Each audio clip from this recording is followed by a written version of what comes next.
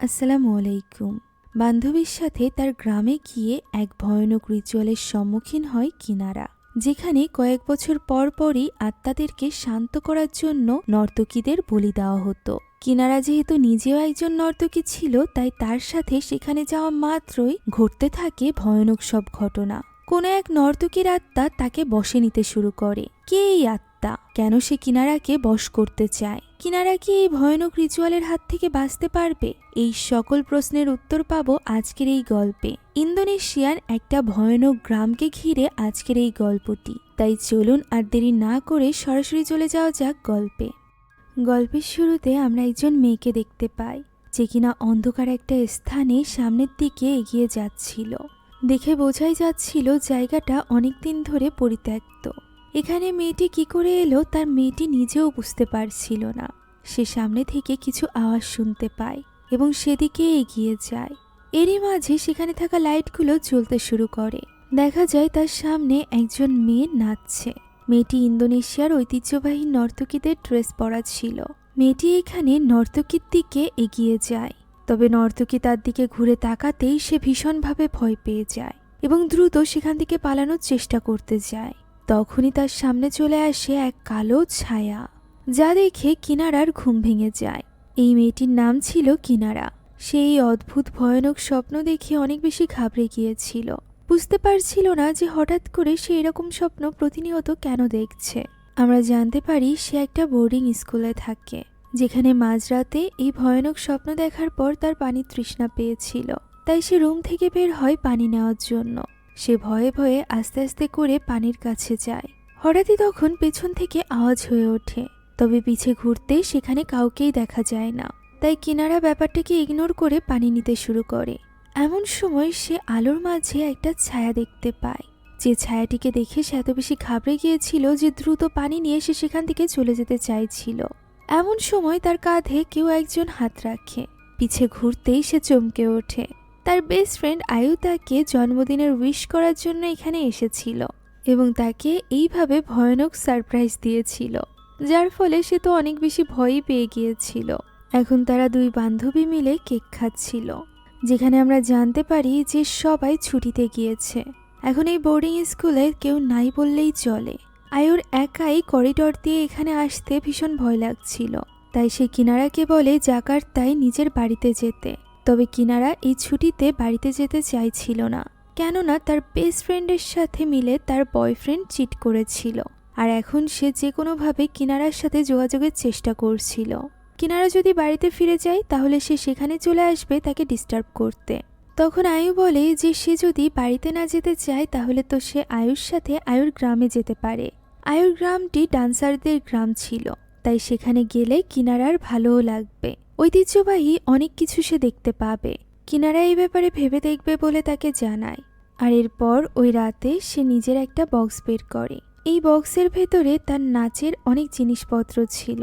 সে আগে নাচতে খুব ভালোবাসতো, তবে এখন সে তা ছেড়ে দিয়েছে।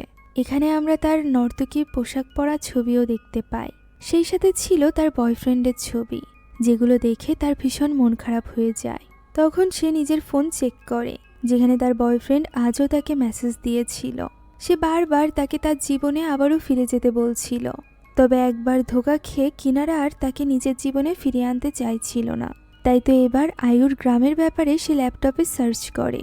এখানে সে বেশ অদ্ভুত কিছু তথ্য পায়। প্রথমত, ভালো ভালো নর্তকী এই গ্রাম থেকে এসেছে, যে কারণে এই গ্রামটি বেশ ফেমাস ছিল। তবে সেটা ভ্রমণকারীদের জন্য খুব একটা ভালো বলে উল্লেখযোগ্য না। শুধুমাত্র তাই নয়, 10 বছর আগে একজন অল্প বয়সী নর্তকী গায়েব হয়ে গিয়েছিল, যাকে এখনো পর্যন্ত খুঁজে পাওয়া যায়নি। এই নিউজ পড়ে কিনারা একটু অবাক হয়। যাই হোক, এখন সে সিদ্ধান্ত নেয় যে সে এখানে একা না থেকে আয়ুর সাথে তার গ্রামে যাবে। পরদিন কিছু কেনাকাটার উদ্দেশ্যে তারা দুজন বের হয়। এরই মাঝে কিনারার নজর পড়ে একটি অ্যান্টিক শপের দিকে, যেখানে পুরনো জিনিসপত্র বিক্রি হতো। কিনারার বেশ আগ্রহ জাগে, তাই সে আয়ুকে এখানেই থাকতে বলে ওই শপে যায়। শপের ভেতরে সে বিভিন্ন জিনিসপত্র দেখছিল। এমন সময় সে সেখানে একটা শল খুঁজে পায়। এই শলটা নর্তকীরা ব্যবহার করত। সে সেটা হাতে তুলে দেখছিল, এমন সময় দোকানি সেখানে চলে আসে এবং কিনারাকে বলে এই শল তাকেই চুজ করেছে। এই শল যাকে একবার চুজ করে তারা সারা জীবনের জন্য একত্রিত হয়ে যায়, অর্থাৎ এখন থেকে এই শল তার। একথা বলতে বলতে দোকানি তার চুল বেঁধে দেয় এবং চুলে একটা বিশেষ কাঁটা দিয়ে দেয়। এই কাঁটাটি নর্তকীদের কাঁটা ছিল। এই দুটো জিনিসের জন্যই দোকানি তার কাছ থেকে কোনো রকম টাকা রাখে না, যা দেখে কিনারা একটু অবাক হয়, সেই সাথে খুশিও হয়।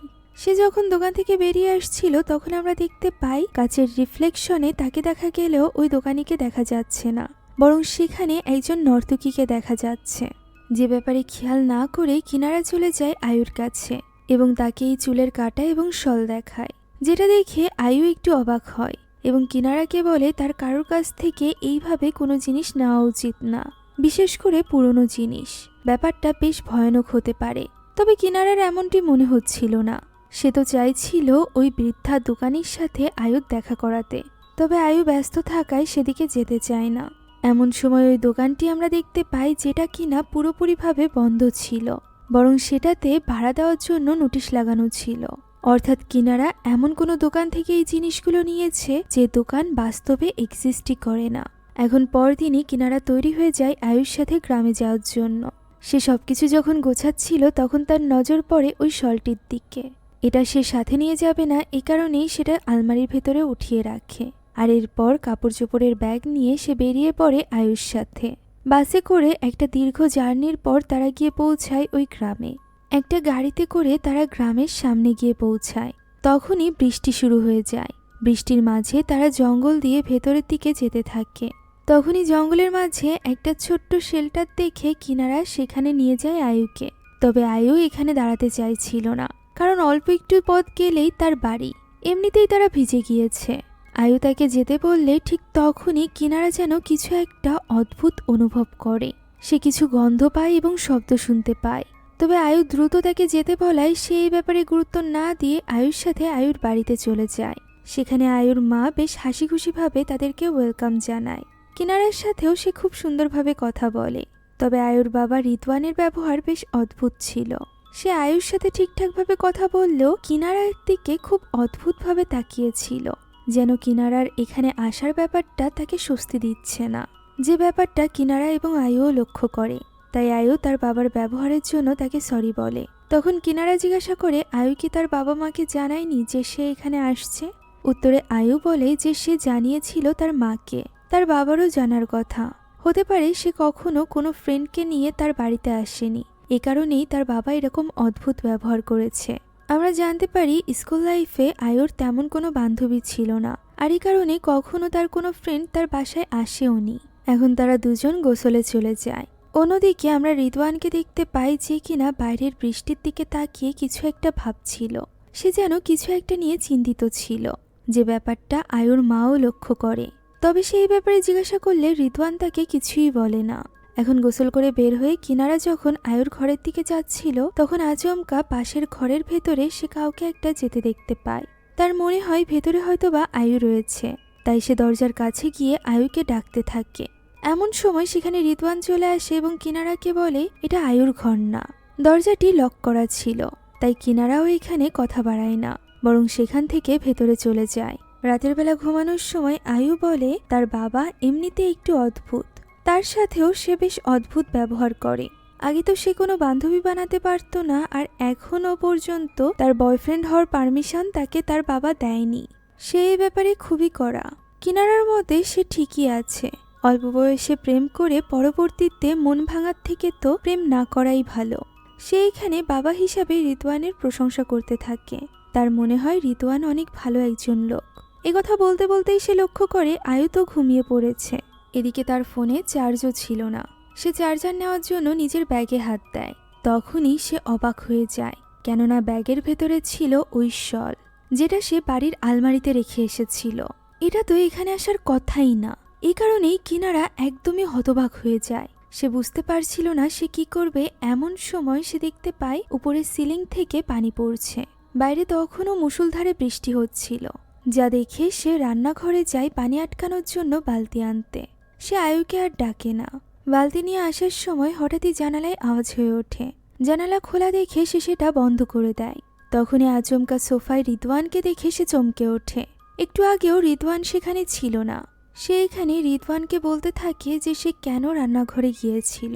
আয়ুর ঘর থেকে যে পানি পড়ছে এই ব্যাপারটিও সে বলে, তবে রিদওয়ান কোনো রকম সাড়া দেয় না।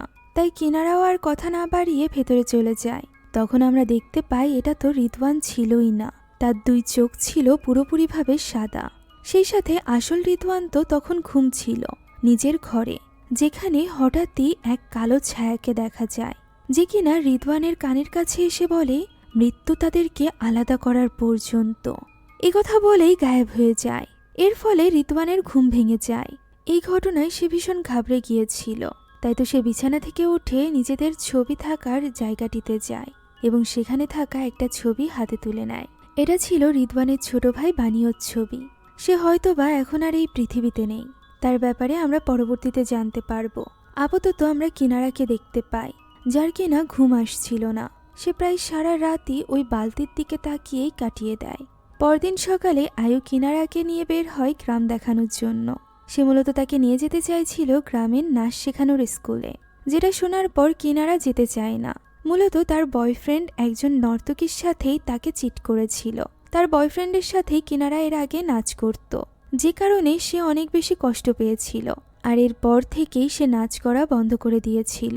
এরপরও আয়ু তাকে জোর করে নাচের স্কুলে নিয়ে আসে, যেখানে ম্যাডাম সার্তির সাথে তার পরিচয় হয়। সেই সাথে দীর্ঘ নামের একজন বাদ্যবাজকের সাথেও পরিচয় করিয়ে দেয় আয়ু। এখানে দীর্ঘ প্রথম দেখাতেই কিনারাকে পছন্দ করে ফেলে। সে যেন কিনারার দিক থেকে চোখই সরাতে পারছিল না। এমনকি ম্যাডাম সার্তি যখন বাকিদেরকে ডান্স শেখাচ্ছিল এবং কিনারা তা দেখছিল, ওই সময়ে আয়ু তাকে ডেকে বলে যে দীর্ঘ তার দিকেই দেখছে। কিনারাও এতে করে একটু লজ্জা পায়। এখন এরই মাঝে আয়ু সকলের সামনে গিয়ে বলে কিনারাও একজন ডান্সার। কথা বলতেই বাচ্চারা এসে কিনারাকে রিকোয়েস্ট করতে থাকে ডান্স করার জন্য। তবে কিনারা এখানে খুব সুন্দর করে তাদেরকে বুঝিয়ে বলে যে সে অনেক আগে ডান্স করত, এখন সবকিছু ভুলে গিয়েছে। তখনই হঠাৎ করে আচমকা কিনারা নিজের সামনে তার স্বপ্নে দেখা ওই নর্তকীকে দেখতে পায়, যাকে দেখে সে যেন থমকে গিয়েছিল। আর এই জিনিসটা ম্যাডাম সার্তিও লক্ষ্য করে। তাই সে বাকি স্টুডেন্টদের সেখান থেকে ডেকে নেয়। ততক্ষণে ওই নর্তকীও সেখান থেকে গায়েব হয়ে গিয়েছিল। এখন ওই সময় আমরা বাড়ির দৃশ্য দেখতে পাই, যেখানে রিদওয়ান তার স্ত্রীর সাথে কথা বলছিল। সে বলে তার মনে হচ্ছে বানিও ফিরে এসেছে, যা শুনে তার স্ত্রী ঘাবড়ে গিয়ে জিজ্ঞাসা করে এবার তাহলে তার গ্রাজের শিকার কে হতে চলেছে। যার প্রতি উত্তরে রিদওয়ান বলে তার মনে হয় না এই সব কিছুর পেছনে বানিওর আত্মা রয়েছে। 10 বছর আগে যে মেয়েটি গায়েব হয়েছিল তার প্রতি বানিওর কোনো রকম ক্ষোভ ছিল না, তাই তার মনে হয় এর পেছনে নিশ্চয়ই কোনো রহস্য রয়েছে। রিদওয়ানের স্ত্রীও এই ব্যাপারে ভাবতে থাকে। এখন ওই রাতের দৃশ্য আমরা দেখতে পাই, যেখানে আয়ু কিনারাকে দীর্ঘর ব্যাপারে খুলে বলছিল।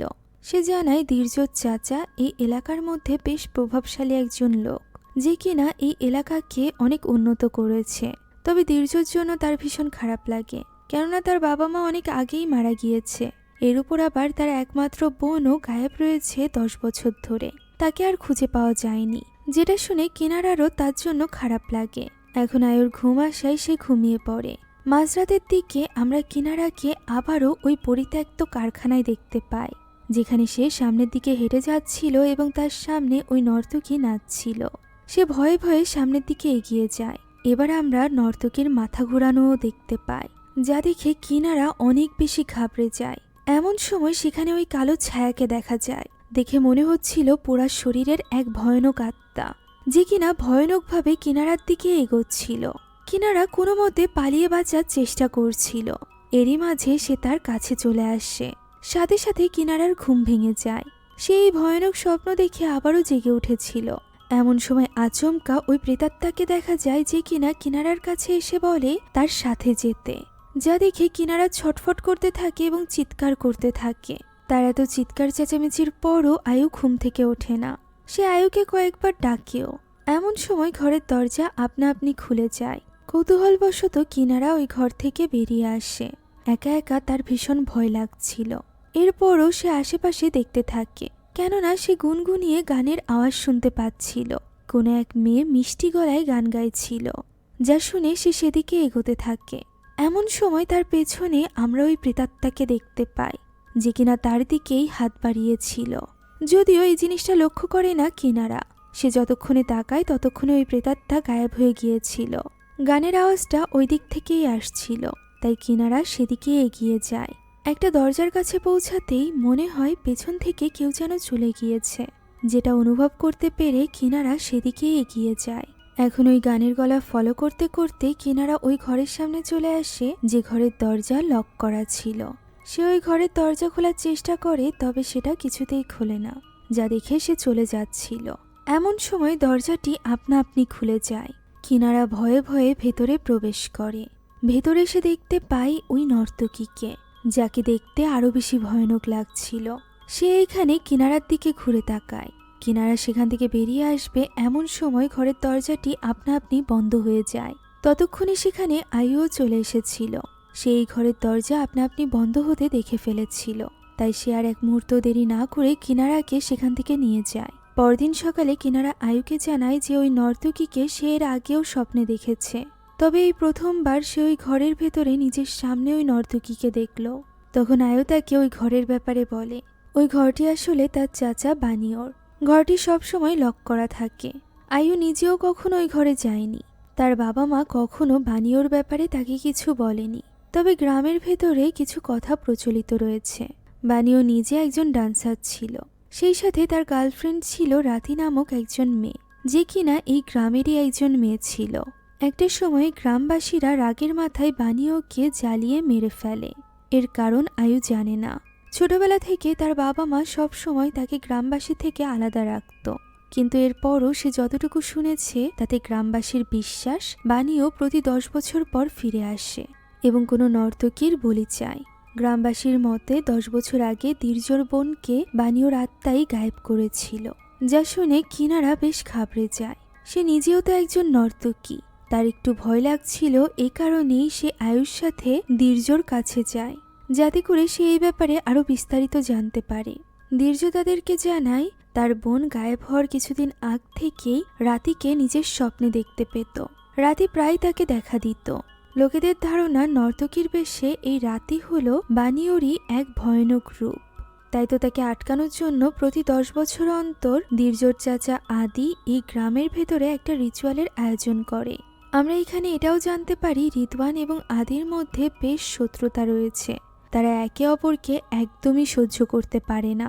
আয়ু জিজ্ঞাসা করে কিনারার এখন আদির সাথে দেখা করা উচিত হবে কিনা, তবে কিনারা এমনটি চাইছিল না। সে শুধু শুধু চিন্তা করছে বলেই তার মনে হচ্ছিল। দীর্জ তখন তাকে একটা উপদেশ দেয়, যদি রাতি তার স্বপ্নে এসে তাকে নাচতে বলে তাহলে সে যেন কিছুতেই না নাচে, সে যেন এই আহ্বান প্রত্যাখ্যান করে। তারা যখন এই ব্যাপারে কথা বলছিল তখন গোপনে কেউ একজন তাদের এই সকল কথা শুনছিল। এই লোকটি আসলে দীর্জর আঙ্কেল আদি ছিল। এখন ওই রাতে আমরা রিদওয়ানকে একাকী বসে থাকতে দেখতে পাই, যেখানে তার স্ত্রী এসে তাকে চা দেয়। রিদওয়ান যেন কোনো একটা চিন্তায় মগ্ন ছিল। অন্যমনস্ক হয়েই সে চায়ের কাপটি হাতে তুলে নেয়। হঠাৎই সে চমকে ওঠে, কেননা কাপের ভেতরে চায়ের বদলে রক্ত ফুটছিল। সেই সাথে সে নিজের সামনে এক পোড়া শরীরের আত্মাকে দেখতে পায়, যে কিনা ভয়ানকভাবে তাকে জিজ্ঞাসা করে ওই নর্তকী কোথায়। সে এটা দেখে ভীষণভাবে চমকে গেলেও তার স্ত্রী কিছুই দেখতে পায় না। সে তার হুঁশ ফেরায় এবং রিদওয়ানকে জিজ্ঞাসা করে সে কি দেখেছে, তবে রিদওয়ান কিছুই বলতে চায় না। এদিকে কিনারার তো এখন ঘুমাতেও ভীষণ ভয় লাগছিল। যদি স্বপ্নে আবারও তার প্রেতাত্মা আসে, তখনই সে আবারও ওই গানের গলা শুনতে পায়। মিষ্টি কণ্ঠে কোনো এক মেয়ে গান গাইছিল। কিনারা এটা ইগনোর করে ঘুমানোর চেষ্টা করে। চোখ মেলতেই সে নিজেকে দেখতে পায় অন্য এক ঘরে, যা দেখে সে অনেক বেশি ঘাবড়ে গিয়েছিল।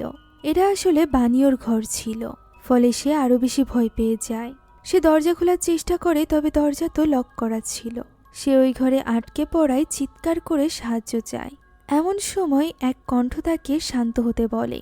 এখানে ওই নর্তকী অর্থাৎ রাতির ছবি ছিল, সেই সাথে বানিওর ছবিও রাখা ছিল। আর এই ছবির সামনেই ছিল একটা পোড়া ডায়েরি। ডায়েরিটি খুলতেই সে তার ভেতরে একটা কাগজ পায়, যে কাগজের উপর কিছু কথা লেখা ছিল।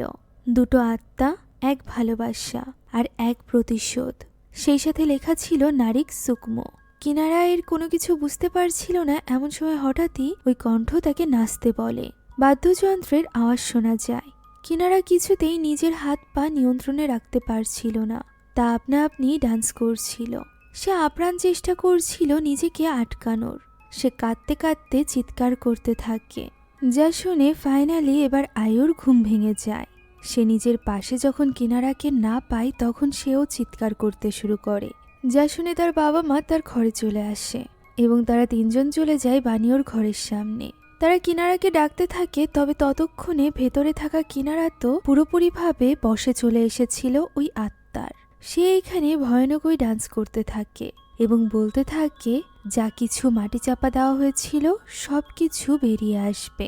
বাইরে থেকে আয়ু রিদওয়ানরা চেষ্টা করছিল কোনোভাবে দরজাটি খোলার, তবে তারা কিছুতেই দরজা খুলতে পারছিল না। ভেতরে যখনই কিনারার হুঁশ ফিরছিল তখনই সে চিৎকার করে কাঁদছিল, আবারও বসে চলে আসছিল ওই আত্মার। এভাবেই এক পর্যায়ে চাবিটি নিচে পড়ে যায়। রিদওয়ান নিচে হতেই সব দরজা জানালা আপনা আপনি খুলে যায়। দেখা যায় কিনারা হাওয়ায় ভাসছে এবং নাচছে। মুহূর্তের মধ্যে সে নিচে পড়ে অজ্ঞান হয়ে যায়, যা দেখে আয়ু তার কাছে ছুটে যায়। সে নিজের বান্ধবীর এই অবস্থা দেখে ভীষণভাবে চিন্তিত হয়ে পড়েছিল। তাই তো ওই রাতেই সে দীর্ঘর সাথে কথা বলার জন্য বেরিয়ে যেতে চায়। তখন রিদওয়ান তাকে আটকানোর চেষ্টা করে। সে আয়ুর সুরক্ষা নিয়ে চিন্তিত ছিল, তবে আয়ুর মতে রিদওয়ান সবসময় তার কাছ থেকে সব সত্য গোপন করেছে, তাকে মিথ্যা বলেছে, তাই সে আর তার কথা শুনবে না। কথা বলে সে সেখান থেকে বেরিয়ে যায় এবং সরাসরি চলে যায় দীর্ঘর কাছে। সে দীর্ঘকে গিয়ে জিজ্ঞাসা করে যদি রাতি এবং বানিওর আত্মার এই গ্রামবাসীর উপরই রাগ থাকে তাহলে তার শিকার কেন কিনারা হতে চলেছে। সে তো এই গ্রামেরও না।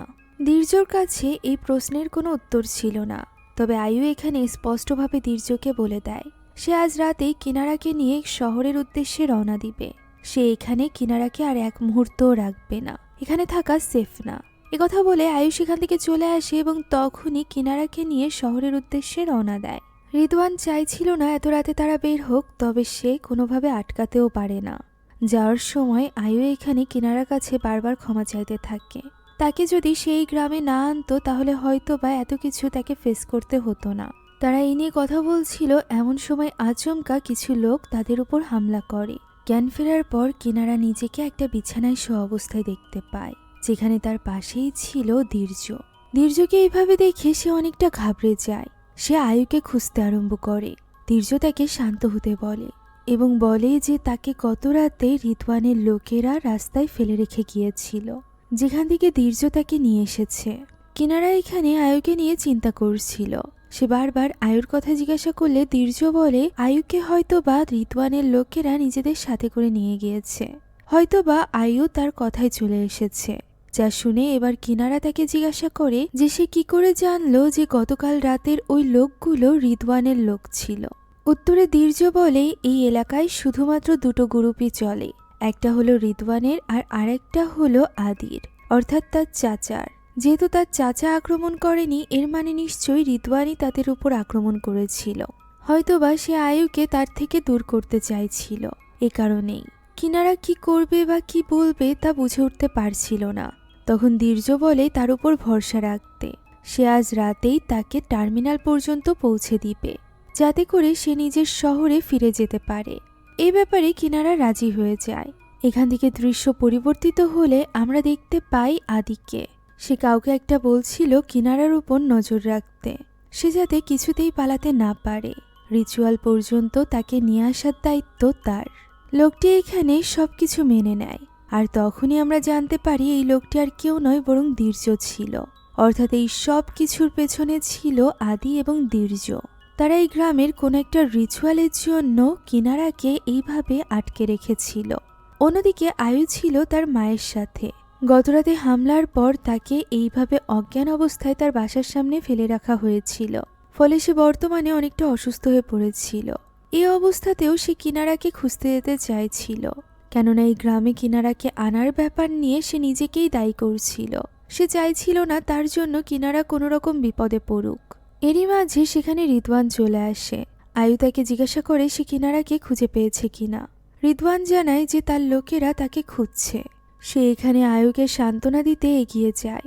সাথে সাথে আয়ু তার স্থানে এক ভয়ানক ছায়াকে দেখতে পায়, যে কারণে চিৎকার চেঁচামেচি এবং ছটফট করতে থাকে।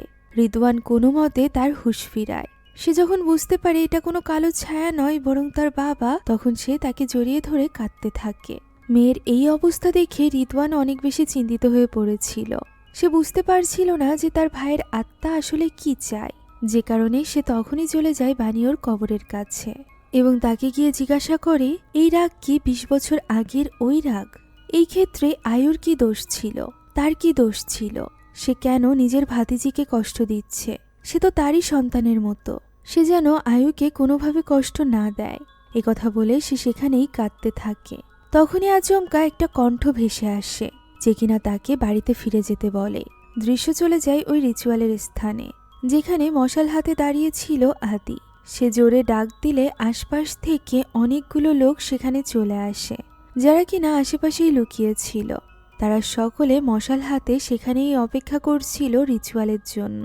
অন্যদিকে ওই সময় আমরা কিনারাকে দেখতে পাই, যে কিনা দীর্ঘর বোনের ঘরে দীর্ঘর বোনের ছবিগুলো দেখছিল। এমন সময় আচমকা সে আবারও ওই মিউজিকের আওয়াজ শুনতে পায়, যেটা সে কিছুতেই শুনতে চাইছিল না। এরই মাঝে ওই শল দেখা যায়, যেটা কিনা এসে তার পায়ে পেঁচিয়ে যায়। তখনই সে নিজের সামনে ওই নর্তকী অর্থাৎ রাতিকে দেখতে পায়, যে কিনা তাকে বলে ওঠে সময় চলে এসেছে। তার হাতের ইশারাতে কিনারার কিছু একটা যেন হয়ে যায়। তার শরীর থেকে কিছু একটা বেরিয়ে তার দিকে যেতে শুরু করে। সে ছটফট করতে থাকে। এরই মাঝে সেখানে চলে আসে দীর্ঘ আসা মাত্রই সে স্বাভাবিক হয়ে যায়। অন্যদিকে আদি রিচুয়ালের জন্য সবকিছু প্রস্তুত করে ফেলেছিল। তখন সে কিনারাকে আনার জন্য দুজন লোককে পাঠিয়ে দেয়। এদিকে কিনারাকে এই গ্রামের গল্প খুলে বলছিল দীর্ঘ। সে জানায় আদি এই গ্রামের দায়িত্ব নেওয়ার পর থেকে এই গ্রামটি অনেকটা উন্নতির দিকে এগোচ্ছিল। এরই মাঝে রিদওয়ান এবং বানিও আসে এই গ্রামে থাকতে। তারা এই গ্রামে ফসল চাষ করতে শুরু করে এবং ওই ফসল গ্রামবাসীদের সাথে শেয়ারও করে। তবে ওই ফসল গ্রহণের ফলে কিছু সময়ের মধ্যেই গ্রামবাসীরা অসুস্থ হয়ে পড়ে। অনেকে তো মারাও যায়, যার ফলে গ্রামবাসীরা বানিওর উপর ভীষণভাবে রেগে গিয়েছিল। তারা শাস্তি হিসাবে বানিওকে জ্বালিয়ে দিতে চাইছিল। আদি অনেক চেষ্টা করেছিল তাদেরকে আটকানোর, তবে পারেনি। ওই সময় দীর্ঘ অনেক ছোট ছিল, তার স্পষ্টভাবে কোনো কিছু তো মনে নেই। তবে সে যতটুকু জানে যে গ্রামবাসীরা বানিওকে জীবিতই জ্বালিয়ে দিয়েছিল, যে ঘটনার পর রিদওয়ানের পরিবার এই গ্রামের লোকেদের থেকে নিজেদেরকে আলাদা করে নিয়েছিল। আর এরপর থেকেই গ্রামে সব ভয়ানক ঘটনা ঘটতে শুরু করে। মানা হয় বানিওর আত্মা এসবের পেছনে রয়েছে। তার নিজের বোনও বানিওর শিকার হয়েছিল। এখানে তাদের এই ফ্যামিলি অ্যালবামের মধ্যে কিনারার রাতের ছবিও দেখতে পায়। এর কারণ জিজ্ঞাসা করলে উত্তরে দীর্ঘ জানায় তার চাচা আদি রাতিকে পছন্দ করত। বানিওর মৃত্যুর রাতে রাতি গায়েব হয়ে গিয়েছিল। অনেকের মতে সে নিজেকে ফাঁস লাগিয়ে মেরে ফেলেছিল, যে ঘটনার পর আদি অনেক বেশি কষ্ট পেয়েছিল। এমনকি সে সারা জীবনে বিয়ে পর্যন্ত করেনি। এখন ওই সময় আমরা আয়ুকে দেখতে পাই। হঠাৎ করেই কোনো এক অশুভ শক্তি তার উপর আক্রমণ করে। সে ছটফট করতে থাকে এবং হাওয়ায় উঠে বিছানার উপর পড়তে থাকে, যা দেখে রিদওয়ান দ্রুত পবিত্র পানি হাতে তুলে নেয় এবং দোয়া কালাম পড়তে থাকে। সেই সাথে বানিওর আত্মাকে আয়ুকে ছেড়ে দিতে বলে। এভাবেই কিছু সময় করার পর আয়ু স্বাভাবিক হয়ে যায়। এরই মাঝে আচমকা বানিওর ঘর থেকে আওয়াজ ভেসে আসে, যা শুনে এবার রিদওয়ান একাই ওই ঘরে চলে যায়, সরাসরি বানিওর আত্মার সাথে কথা বলার জন্য। সে সেখানে এসে বানিওকে জিজ্ঞাসা করে কে এই সব কিছুর পেছনে আছে, সে করছে নাকি রাতি। রাতি তো তাকেই নিষেধ করেছিল কোনো রকম প্রতিশোধ নিতে। 20 বছর আগের ওই ঘটনার পেছনে কে দায়ী ছিল তার রিদওয়ানও জানে, বানিও জানে। তাদেরকে শাস্তি না দিয়ে সে কেন আয়ুকে শাস্তি দিচ্ছে? আয়ু তার একমাত্র সন্তান, সে আর সহ্য করতে পারছে না। এই কথা বলে সে সেখানেই ছটফট করতে থাকে।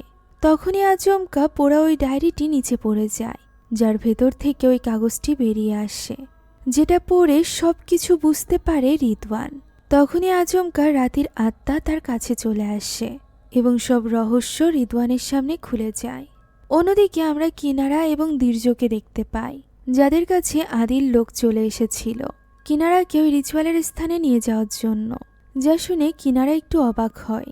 সে বুঝতে পারছিল না তাকে কেন সেখানে যেতে হবে।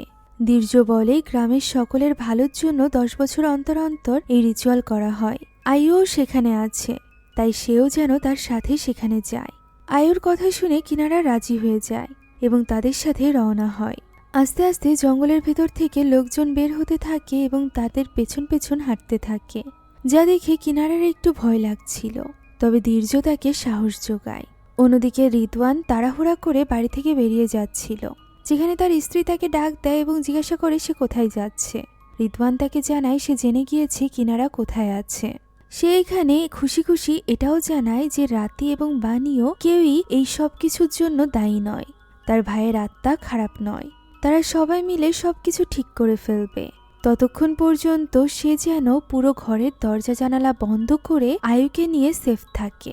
আর যদি কোনো কারণে সে ফিরে না আসে তাহলে সে যেন আয়ুকে বলে রিদওয়ান তাকে অনেক বেশি ভালোবাসত। একথা শুনে রিদওয়ানের স্ত্রী অনেক বেশি চিন্তিত হয়ে পড়ে, তবে রিদওয়ানকে তো যেতেই হবে। সে বেরিয়ে পড়ে শুভকামনা নিয়ে। এদিকে রিচুয়ালের জায়গা পর্যন্ত পৌঁছাতেই কিনারা যেন অন্য এক জগতে চলে আসে। আশেপাশের সব পরিবেশ পরিবর্তিত হয়ে গিয়েছিল। আশেপাশে কেউই ছিল না, শুধু সামনে ছিল রাতি এবং বানিও। তারা দুজনে এখানে একসাথে নারী সুকমো ডান্স পারফর্ম করছিল। এটা প্রেমিক প্রেমিকাদের নাচ, যা চিরস্থায়ী ভালোবাসাকে ইঙ্গিত করে। এভাবেই তারা নাচ করছিল এবং কিনারা তাদেরকে দেখছিল। এমন সময় দৃশ্য পরিবর্তিত হয়। ওই রাতের দৃশ্য দেখা যায় যে রাতে বানিওকে জ্বালিয়ে মেরে ফেলা হয়েছিল। কিনারা এটা দেখে অবাক হয় যে এই গ্রামবাসীর মধ্যে আদিও ছিল, যেখানে ধীর্য তাকে বলেছিল আদি সবাইকে আটকানোর চেষ্টা করেছিল, তবে আদি তো এই সব কিছুর মূলে ছিল। এমনকি কিনারা ওই দৃশ্য দেখতে পায় যেখানে রাতের উপর নির্যাতন করছিল আদি। শুধুমাত্র তাই নয়, আদির লোকজন রিদওয়ানকে ধরেও মারপিট করছিল, অর্থাৎ এই সব কিছুর মূলে ছিল আদি। সেই হিংসার বশে সে এই সব কিছু করেছিল। প্রথমত সে রাতিকে পছন্দ করত, কিন্তু রাতি তাকে না ভালোবেসে বেছে নিয়েছিল বানিওকে। এর উপর আবার গ্রামের মধ্যে বানিও এবং রিদওয়ানের জনপ্রিয়তা বেড়ে চলেছিল তাদের দয়াশীলতা দেখে, যে কারণে নিজের আধিপত্য বজায় রাখার জন্য আদি এই পথ বেছে নেয়। গ্রামবাসীদেরকে মিথ্যা বলে উস্কায়, যাতে করে তারা বানিওকে জ্বালিয়ে শেষ করে দেয়। এদিকে রাতিকেও সেই গায়েব করেছিল। পরবর্তীতে রাতি নিজেকেই নিজে শেষ করে দিয়েছিল। রিদওয়ান সবটা জানলেও তাকে এই সব কিছুর ব্যাপারে প্রতিবাদ করতে নিষেধ করেছিল রাতি। এখন কিনারা এই কল্পনার মাধ্যমে সব সত্য জেনে যায়, তবে সে কাকে বিশ্বাস করবে, কি করবে কিছুই বুঝে উঠতে পারছিল না। ধীর্যর ডাকে তার হুঁশ ফেরে। সে তাকে রিচুয়ালের স্থান পর্যন্ত নিয়ে যায়। আদি তাকে রিচুয়ালের জন্য প্রস্তুত হতে বলে, যা শুনে কিনারা ভয় পেয়ে যায়। এমন সময় সেখানে চলে আসে রিদওয়ান, যে কিনা চিৎকার করে কিনারাকে সেখান থেকে পালিয়ে যেতে বলে। কিনারা আর কোনো কিছু না শুনেই সেখান থেকে পালাতে আরম্ভ করে। এদিকে রিদওয়ানকে ধরে ফেলেছিল আদির লোকেরা। সে পালাতে পারে না। কিনারা জঙ্গলের মাঝে দিয়ে পালাচ্ছিল, যেখানে ধীর্যসহ আদির লোকেরা তার পিছু করছিল। সে একটা বড় গাছের গুড়িতে গিয়ে লুকিয়ে পড়ে, যার ফলে তারা তাকে খুঁজে পাচ্ছিল না। যদিও ধীর্য তাকে দেখে ফেলে, তবে এখানে ধীর্যর মন নরম হয়ে যায়। সেও কোথাও না কোথাও চাইছিল না যে কিনারা যাতে ধরা পড়ুক, তাই সে বাকিদেরকে সেখানে খুঁজতে নিষেধ করে। তবে এমন সময় কিনারার পাশে এক ভয়ানক প্রেতাত্মাকে দেখা যায়। জঙ্গলের এই প্রেতাত্মাকে দেখে কিনারা চিৎকার করে ওঠে, যার ফলে সে ধরা পড়ে যায়। কিছু সময় পর সে নিজেকে বাধা অবস্থায় ওই রিচুয়ালের স্থানে দেখতে পায়, যেখানে চারিদিকে লোকজন তাকে ঘিরে ধরে মন্ত্র পড়ছিল। সেই সাথে তার উপর রিচুয়াল পারফর্ম করছিল আদি। এখানে তার জ্ঞান ফিরেছে দেখে রিদওয়ান চিৎকার করতে থাকে। রিদওয়ানকে সেখানেই বেঁধে রাখা হয়েছিল। সে চিৎকার করে কিনারাকে বলে সেখান থেকে উঠে পালিয়ে যেতে, যা শুনে এবার আদির রিদওয়ানের উপর রাগ হয়ে যায়। সে একটা ছুরি হাতে নিয়ে রিদওয়ানের দিকে এগিয়ে যায়, যেখানে রিদওয়ান বারবার তাকে বলতে থাকে সবকিছুর পেছনে আদি রয়েছে, এমনকি বানিওর আত্মাও কারোর ক্ষতি করছে না। সে তো শুধুমাত্র সকলকে সত্যিটা জানাতে চাইছে। সে চিৎকার করে সকলকে সত্যটা জানানোর চেষ্টা করে, তবে এতদিনে আদির আধিপত্য এত বেশি বেড়ে গিয়েছিল যে কেউ তার কথায় বিশ্বাসও করে না। সে এখানে ধীর্যকে বলে সে কি করে পারছে এই সব কিছুকে সমর্থন করতে। 10 বছর আগে তার বোনকেও তো এই বলিরই শিকার হতে হয়েছিল। সে কি জানে না, নাকি জানার পরও বাকিদের মতো অন্ধবিশ্বাসী হয়ে রয়েছে? একথা শুনে ধীর্যর চোখে পানি চলে আসে। সে কিছু বলতে পারে না। এরই মাঝে আদি রিদওয়ানের কাছে এগিয়ে আসে। তখন রিদওয়ান তার মুখে থুতু মারে, যার ফলস্বরূপ সাথে সাথে আদি তার বুকের ভেতরে ছুরিটি ঢুকিয়ে দেয়। এই দৃশ্য দেখে চিৎকার করে কাঁদতে থাকে কিনারা। সেই সাথে দীর্ঘরও ভীষণ খারাপ লাগতে থাকে, তবে সে তখনও প্রতিবাদ করতে পারে না। আর এরপর গিয়ে আদি শুরু করে দেয় রিচুয়াল। অনেকক্ষণ যাবৎ তাদের এই রিচুয়াল চলে। শুরু হয়ে যায় চন্দ্রগ্রহণ। এবার আদি কিনারাকে বলে দেওয়ার জন্য সামনের দিকে এগোতে চলেছিল। এমন সময় কিনারা ডাক শুনতে পায় রাতির, যে কিনা তাকে বারবার নাচার জন্য অনুরোধ করছিল। এক পর্যায়ে জাদুই শক্তির মাধ্যমে কিনারার হাতের বাঁধন খুলে যায়, আর এরপর সে উঠে নাচ করতে শুরু করে। সে নাচ ছিল নারীক সুকমো ডান্স, যেটা দেখা মাত্রই দীর্ঘ চিনে ফেলে। সে সাথে আদি তাকে বারবার থামতে বলে। আদি বলে দেওয়ার জন্য যে ছুরি হাতে নিয়েছিল সেটার উপর থেকে কভার সরাতে পারছিল না, যে কারণে সে কিনারাকে বলিও দিতে পারছিল না। আমরা এখানে দেখতে পাই কিনারার সাথে বানিওর আত্মাও নাচছে। এরই মাঝে ফাইনালি দীর্ঘ নিজের মন শক্ত করে এবং হামলা করে আদির উপর, যা দেখে আদি ভীষণভাবে রেগে যায়। সে দীর্ঘকে আঘাত করতে আরম্ভ করে। সে এটা মেনেই নিতে পারছিল না যে দীর্ঘ তার পথের কাঁটা হয়ে দাঁড়াবে। তাই তো সে রাগের মাথায় সিদ্ধান্ত নেয় যে সে দীর্ঘকেও জ্বালিয়ে শেষ করে দিবে। সে তাকে ফেলে দিয়ে তার দিকে আগুন নিয়ে এগিয়ে যায়। তখনই দীর্ঘ লাথি মেরে তার হাত থেকে আগুন ফেলে দেয়, আর এরপর সে বাঁশের ভেতরে থাকা তেল মুখে নিয়ে সেটা মেরে দেয় আদির দিকে, যার ফলে আদির পুরো শরীরে আগুন ধরে যায়। আর এই আগুনের ফলে চারিদিকেও আগুন লেগে যায়। সেখানে থাকা সকলে পালাতে আরম্ভ করে। ততক্ষণে কিনারা সেখানেই অজ্ঞান হয়ে পড়েছিল। মূলত সে ছিল আত্মাদের জগতে, যেখানে তার সামনে ছিল রাতি এবং বানিও। তারা তাকে ধন্যবাদ জানায় তাদের আত্মাকে মুক্তি পেতে সাহায্য করার জন্য। এই নারীক সুকমোর মাধ্যমেই তাদের আত্মা মুক্তি পেয়েছে। রাতি তাকে আরও বলে সে যেন কখনো নাচ করা বন্ধ না করে। এরই মাঝে দীর্ঘর ডাকে কিনারার হুঁশ ফেরে। জ্ঞান ফিরতেই সে কান্নায় ভেঙে পড়ে, আর এরপরই সে সরাসরি চলে যায় রিদওয়ানের কাছে। সে তখন নিজের শেষ নিঃশ্বাস ত্যাগ করছিল। গ্রামবাসীরাও শেষমেশ বুঝতে পেরেছিল এই সব কিছুর জন্য কে দায়ী। তারা এখন রিদওয়ানকে সাহায্য করতে চাইছিল, তবে এখন আর তো তা সম্ভব না। শেষ সময়ে রিদওয়ান কিনারাকে বলে আয়ুর দিকে খেয়াল রাখতে এবং আয়ুকে জানাতে যে কেন তার বাবা সবকিছু থেকে তাকে দূরে রাখত। এখন আর তার ভয় পাওয়ার কিছুই নেই। সে নিজের পছন্দ মতো জীবন বেছে নিতে পারে। একথা বলেই সে শেষ নিঃশ্বাস ত্যাগ করে, যা দেখে কিনারা কান্নায় ভেঙে পড়ে। পরদিন তার কবরের পাশে আয়ু এবং তার মাকে দেখা যায়, যারা কিনা রিদওয়ানকে হারিয়ে ভীষণ একা হয়ে পড়েছিল। কিনারা তাদেরকে সব ঘটনা খুলে বলে। তারা বুঝতে পারে রিদওয়ান কত ভালো একজন লোক ছিল। এখন সময় এসে গিয়েছিল এই গ্রাম ছেড়ে চলে যাওয়ার। কিনারা তার ওই শলটা যাওয়ার আগে ঝিলের পানিতে ফেলে দেয়, কেননা এই সব কিছু শুরুই হয়েছিল ওই শাল থেকে। আর এরপর দুই বান্ধবী মিলে যখন গ্রামের পথ দিয়ে বাইরের দিকে যাচ্ছিল, তখন তাদেরকে দূর থেকে দেখতে থাকে ম্যাডাম সার্তি। এখানে আমরা জানতে পারি নাচের শিক্ষিকা ম্যাডাম সার্তি আসলে রাতির মা ছিল। সে রাতির ছবি বুকে নিয়ে তার কথা মনে করছিল। গ্রামবাসীরা এখন আর তার মেয়েকে ঘৃণা করে না। এই ব্যাপারটা তার জন্য গর্বের। অন্যদিকে আমরা কিনারা এবং আয়ুকে দেখতে পাই, যারা কিনা জঙ্গলের পথ ধরে গ্রামের শেষে গিয়ে পৌঁছায়, যেখানে অলরেডি তাদের জন্য অপেক্ষা করছিল দীর্ঘ। দীর্ঘ সিদ্ধান্ত নিয়েছিল যে সে কিনারাদের সাথে তাদের শহরে যাবে। এর কারণ কিনারা জিজ্ঞাসা করলে আয়ু হাসতে থাকে, কারণ সে খুব ভালো করেই জানতো দীর্ঘ কিনারাকে পছন্দ করে, আর এ কারণেই সে তার সাথে যেতে চাইছে। কিনারাও ব্যাপারটা বুঝতে পারছিল। সে নিজেও আসলে দীর্ঘকে পছন্দ করত, যে কারণে সেও আর কথা বাড়ায় না। এখন তারা গাড়িতে করে শহরের দিকে রওনা দেয়, যেখানে কিনারা ফোন বের করার জন্য তার ব্যাগ খুলতেই হতবাক হয়ে যায়, কেননা লাল ওই শাল আবারও তার ব্যাগে ফিরে এসেছিল। এ যেন তার পিছুই ছাড়ছিল না। কিনারা এর কারণ বুঝতে পারে না। আর এরই সাথে শেষ হয়ে যায় আজকের এই গল্পটি। আশা করছি এই গল্পটি আপনাদের কাছে ভালো লেগেছে। যদি ভালো লেগে থাকে তাহলে অবশ্যই তা কমেন্টে জানাবেন। এরকমই নতুন নতুন ভিডিওর জন্য আমাদের চ্যানেলটিকে সাবস্ক্রাইব করতে ভুলবেন না। সেই সাথে আমাদের যে কোনো ভিডিওর আপডেট পেতে এখনই জয়েন করুন আমাদের হোয়াটসঅ্যাপ চ্যানেলে। লিংক ডেসক্রিপশন বক্সে পেয়ে যাবেন। Thank you so much for watching this video. আল্লাহ হাফেজ।